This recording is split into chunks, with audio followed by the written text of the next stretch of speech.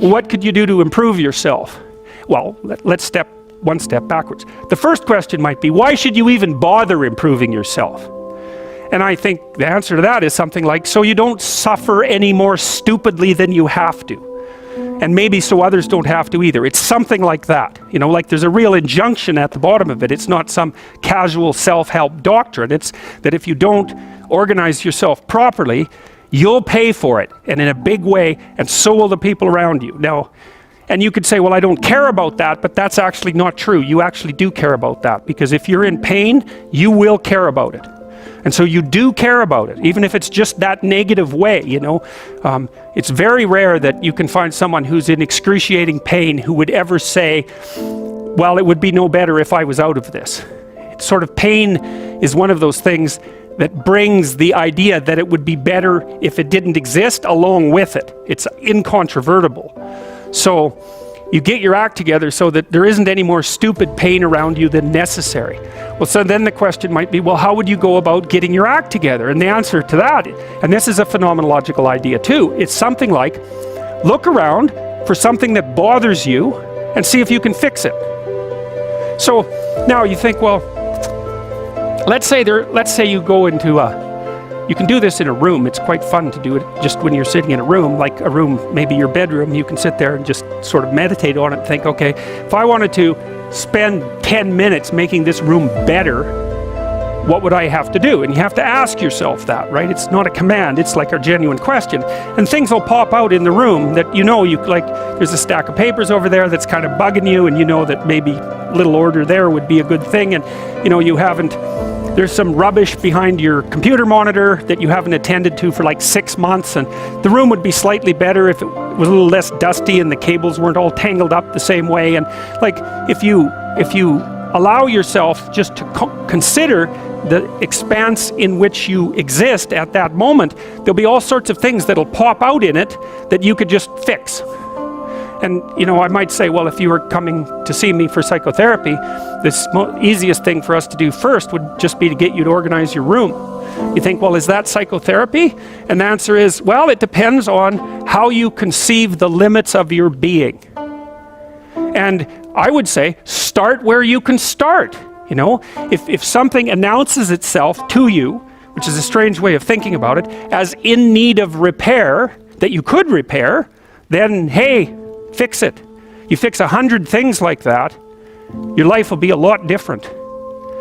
Now, I often tell people too, fix the things you repeat every day, because people tend to think of those as trivial, right? You get up, you brush your teeth, you have your breakfast, you know, you have your routines that you go through every day.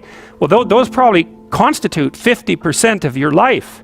And people think, well, they're mundane, I don't need to pay attention to them. It's like, no, that's exactly wrong. The things you do every day, those are the most important things you do, hands down. All you have to do is do the arithmetic. You figure it out right away. So 100 adjustments to your broader domain of being, and there's a lot less rubbish around, and a lot fewer traps for you to step into. And so that's in keeping with Jung's idea about erasing once you've got your mind and your emotions together, and once you're acting that out, then you can extend what you're willing to consider yourself and start fixing up the things that are part of your broader extent. Now, sometimes you don't know how to do that, so you might say, imagine you're walking down Bloor Street and there's this guy who's like alcoholic and schizophrenic and has been on the streets for 10 years. He sort of stumbles towards you and, you know, incoherently mutters something. That's a problem.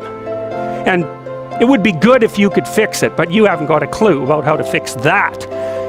You just walk around that and go find something that you could fix, because if you muck about in that, not only is it unlikely that you'll help that person, it's very likely that you'll get hurt yourself. So, you know, just because while you're experiencing things announce themselves as in need of repair doesn't mean that it's you right then and there that should repair them. You have to have some humility. You know, you don't walk up to a helicopter that isn't working and just start tinkering away with it. You have to stay within your domain of competence. But most of the time, if people look at their lives, you know, it's a very interesting thing to do. I like the idea of the room, because you can do that at the drop of a hat. You know, you go back to where you live and sit down and think, okay, I'm going to make this place better for half an hour. What should I do? And you have to ask. And things will just pop up like mad. And it's partly because your mind is a very strange thing. As soon as you give it a name, a genuine aim, it'll reconfigure the world in keeping with that aim. That's actually how you see to begin with. And so if you set it a task, especially, you have to be genuine about it, which is why you have to bring your thoughts and emotions together, and then you have to get them in your body so you're acting consistently. You have to be genuine about the aim, but once you aim, the world will reconfigure itself around that aim, which is very strange. And it's technically true. You know, the best example of that, you have all seen this video where you watch the basketballs being tossed back and forth between members of the white team versus the black team, and while you're doing that, a gorilla walks up into the middle of the video and you don't see it. It's like, you know, if you thought about that experiment for about 5 years, that would be about the right amount of time to spend thinking about it. Because what it shows you is that you see what you aim at. And that, man, if you can get one thing through your head as a consequence of even being in university, that would be a good one. You see what you aim at. And so because one inference you might draw from that is, be careful what you aim at, right? What you aim at determines the way the world manifests itself to you. And so if the world is manifesting itself in a very negative way, one thing to ask is, are you aiming at the right thing?